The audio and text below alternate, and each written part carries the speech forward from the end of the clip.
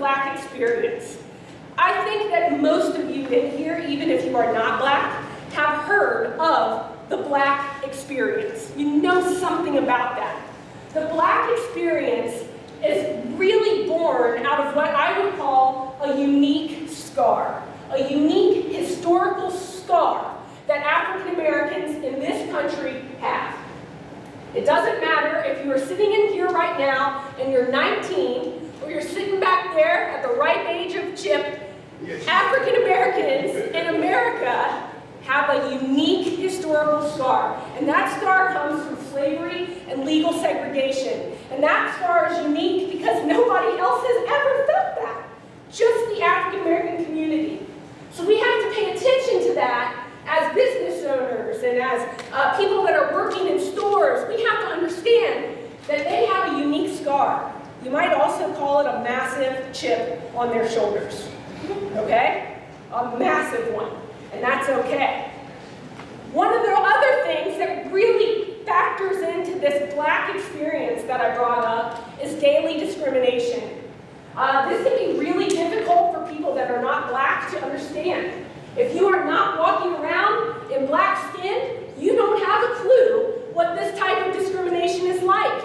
It is a real big deal. I went out to eat with my family just before I came here tonight, and I was getting side-eyed all evening. It was crazy. We deal with something different, and that is one of the things that binds us, really makes us a community. It makes us a family. That's why you hear Black people saying brother and sister to people they're not related to, because we all have a common bond. These things influence every aspect of African American life, every single aspect, and it creates a protective bond in the community. African Americans are walking around with a big chip on their shoulder due to the Black experience. But Procter & Gamble is my favorite example of a company who is willing to stick their neck out there for the Black community. They do it all the time. And the reason they do it, it's not because they're nice. It's not because they're sweet. It's not because they want to make a good impression on us. They do it because they know that the Black dollar is extremely important. Plain and simple. They are smart.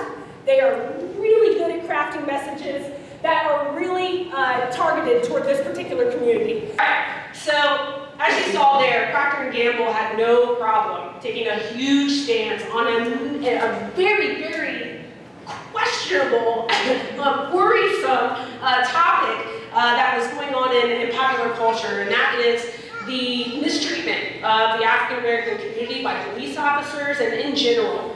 Procter & Gamble stuck their necks out there because they knew it was worth it. They knew those dollars were absolutely worth it. And that can be really hard, but that particular ad is all about the Black experience, that first factor that unifies that particular consumer group.